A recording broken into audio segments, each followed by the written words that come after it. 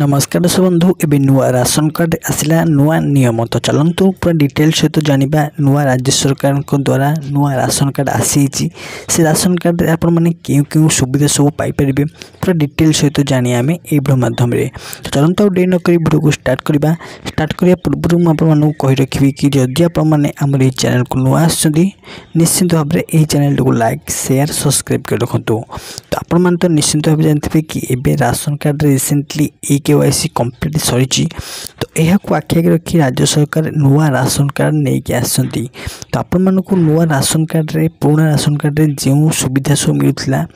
एबे यही नुआ राशन कार्ड रे आपण मानक से सुविधा सब मिलवा को जाउची जहाद्वारा कि आउ किसी नुआ राशन बेनिफिट आपण पाई परिबे इतरे जहाद्वारा कि मो डिस्क्रिप्शन में लिंक देछि से लिंक को आपण क्लिक कला परे आउ को नुआ सुविधा सब आसी आपण माने पूरा डिटेल से जानी परिबे ता द्वारा कि राज्य सरकार आउ गोटे नुआ पदक्षेप आनछथि ना कोन ना एपर्यंत भी जो मानक राशन कार्ड KYC है नहीं से माने तुरंत राशन कार्ड को KYC संयोग कर चलतु आज वीडियो किपर लगे कमेंट माध्यम निश्चय जनइबे तो आज वीडियो ये जय जगन्नाथ।